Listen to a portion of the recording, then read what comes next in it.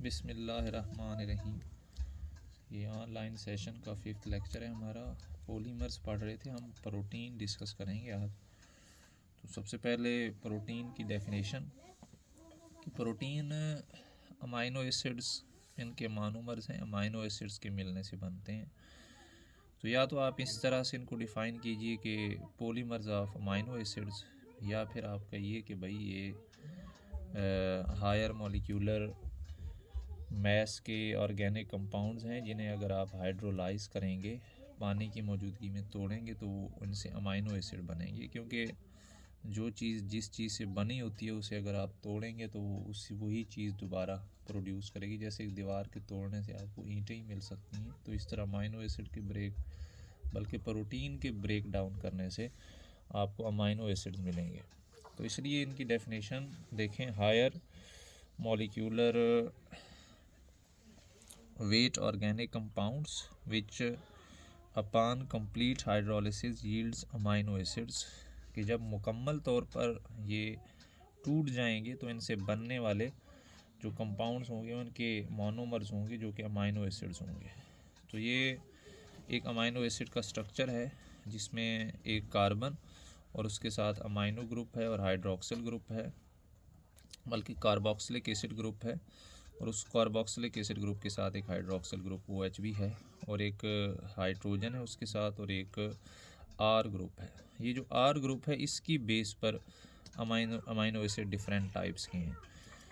ये तीनों चीज़ें तमाम अमाइनो एसिड्स में सेम हैं। R चेंज होता जाए तो अमाइनो एसिड भी चेंज होता जाएगा। तो आप देखें इसमें जो एटम्स हैं वही प्रोटीन में ही एटम्स होंगे जो अमाइनो एसिड में हैं। तो कार्बन है, इसमें ऑक्सीजन है, नाइट्रोजन है, हाइड्रोजन है।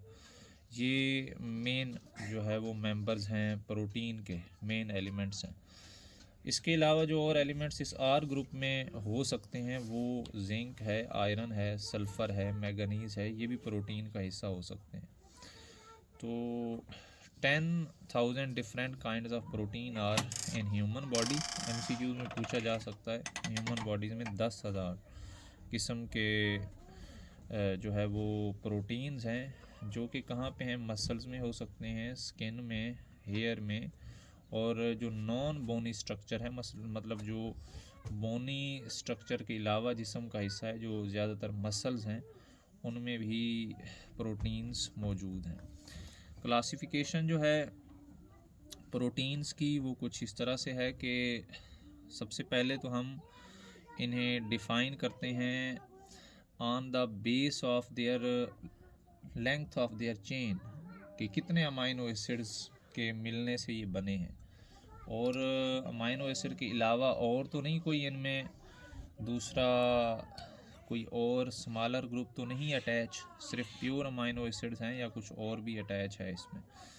तो इस बेस पर हम इनकी क्लासिफिकेशन कर रहे हैं। किस बेस पर? कि हमारे पास इनकी जो चेन है अमाइनो एसिड्स की वो कितनी लेंथी है, और उस चेन में जो मोनोमर्स हैं वो सिर्फ अमाइनो एसिड्स हैं या कोई और भी है, कोई और ग्रुप स्मॉलर उसमें शामिल है कि नहीं। तो सबसे पहली जो टाइप है वो है सिंपल प्रोटीन। ये लार्ज प्रोटीन्स हैं। सिंपल का मतलब ये सिर्फ अमाइनो एसिड्स के मिलने से बनते हैं।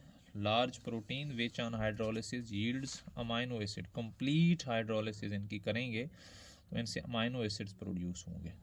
अब इन्हीं सिंपल प्रोटीन्स को अगर आप कंप्लीट हाइड्रोलिसिस ना करें, कि एक आपके पास चेन है सिंपल प्रोटीन की, जैसे अगर मैं कहूँ कि ये भाई चेन है सिंपल प्रोटीन्स की, इसकी कंप्लीट हाइड्रोलिसिस करेंगे तो अमाइनो एसिड्स बनेंगे, लेकिन कंप्लीट हाइड्रोलिसिस ना करें, इसे दरमियान से ब्रेक कर लें आप, तो दो चेन्स बन जाएंगी स्मॉलर प्रोटीन्स की, तो वो आपके पास डिराइव्ड प्रोटीन कहलाएगी। तो सिंपल प्रोटीन्स एक कंप्लीट लार्जर प्रोटीन है जिसमें अमाइनो एसिड्स की तादाद ज़्यादा है, लेकिन अगर उसे स्मॉलर ग्रुप्स में अगर आप छोटे छोटे टुकड़ों में डिवाइड कर देंगे जो कि उसका मोनोमर ना हो, कंप्लीट हाइड्रोलिसिस मुकम्मल ब्रेकडाउन से, तो ये अमाइनो एसिड बनाएंगे। लेकिन अगर दरमियान से स्मॉलर चेन्स में से आप डिवाइड कर दें, हाइड्रोलिसिस करें, तो वो फिर आपके पास डिराइव्ड प्रोटीन बन जाएगी। तो simple protein pure large proteins हैं which on hydrolysis yields amino acid. मुकम्मल हाइड्रोलिसिस से अमाइनो एसिड बनेंगे। अगर कंप्लीट हाइड्रोलिसिस ना हो, सेंटर में से जो है वो ब्रेक डाउन हो जाए, तो वो जो है वो डिराइव्ड प्रोटीन में कन्वर्ट हो जाएंगे। तो सिंपल प्रोटीन्स हैं ये। इनकी एग्जांपल अल्ब्यूमिन है, लेग्यूमिन है, कोलेगन है, ग्लोब्यूलिन्स है। तो ये लेग्यूमिन और कोलेगन जो है ये कनेक्टिव टिश्यूज़ बॉडी के बनाते हैं। वहाँ पे जहाँ पे दो हड्डियाँ आपस में जुड़ रही हूँ या दो मसल्स आपस में अटैच हो रहे हूँ, तो उनके दरमियान जो कनेक्शन है, या बोन्स और मसल्स यहाँ पर अटैच हो रहे हूँ, तो उन वहाँ पे जो प्रोटीन मौजूद होगी जो जिस्म के मुख्तलिफ हिस्सों को कनेक्ट करती है, वो लेग्यूमिन और कोलेगन प्रोटीन है। और ये सबसे ज़्यादा पाई जाने वाली प्रोटीन है किसी ह्यूमन बॉडी में, जो कि 25 से 30% है। ये MCQs में ही पूछते हैं आपसे। लेग्यूमिन और कोलेगन मोस्ट अबंडेंट प्रोटीन है ह्यूमन बॉडी में, जो कि 25 से 30% से मौजूद है। उसके बाद कॉन्जुगेटेड प्रोटीन्स हैं। कॉन्जुगेटेड प्रोटीन्स इस तरह की प्रोटीन्स हैं जिनमें एक प्रोटीन भी है, अमाइनो एसिड्स भी चेन में जुड़े हुए हैं, और उन अमाइनो एसिड्स के साथ नॉन प्रोटीन ग्रुप भी है कोई। उस नॉन प्रोटीन ग्रुप को हम प्रोस्थेटिक ग्रुप कहते हैं। वो प्रोस्थेटिक ग्रुप क्या क्या हो सकता है? फास्फोरिक एसिड हो सकता है, कोई लिपिड हो सकती है, या कोई कोलेस्ट्रोल हो सकता है।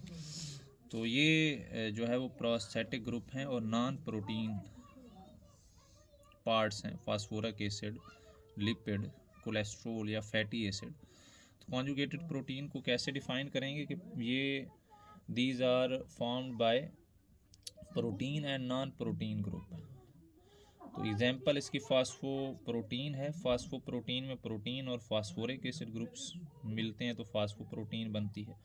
लिपोप्रोटीन है, लिपिड और प्रोटीन मिलें तो लिपोप्रोटीन बनती है। अब ये लिपिड कौन कौन सा हो सकता है? कोलेस्ट्रोल भी हो सकता है और फैटी एसिड्स भी हो सकते हैं। ये दोनों लिपिड्स की टाइप्स हैं। तो ये कॉन्जुगेटेड प्रोटीन है, जो कि बहुत इंपॉर्टेंट शॉर्ट क्वेश्चन के तौर पर पूछते हैं आपसे। इसके अलावा जो थर्ड टाइप है वो वही डिराइव्ड प्रोटीन है। ये डिराइव्ड प्रोटीन स्मॉलर प्रोटीन्स हैं, डिराइव्ड फ्रॉम सिंपल और कॉन्जुगेटेड प्रोटीन्स। इस सिंपल प्रोटीन की कहीं से ब्रेक डाउन हो गई या कॉन्जुगेटेड प्रोटीन की कहीं से ब्रेक डाउन हो गई, तो उससे जो स्मॉलर प्रोटीन बनी वो डिराइव्ड प्रोटीन है। प्रोटीएज एंजाइम, पेप्टोन्स, ओलिगोपेप्टाइड्स और पॉलीपेप्टाइड्स, ये स्मॉलर प्रोटीन है, ये छोटे प्रोटीन हैं, तो ये डिराइव्ड प्रोटीन कहलाते हैं। फंक्शंस की बेस पर अगर आप क्लासिफिकेशन करें फंक्शंस की बेस पर प्रोटीन्स की, तो कुछ रेगुलेटरी या हार्मोनल प्रोटीन हैं जो कि मुख्तलिफ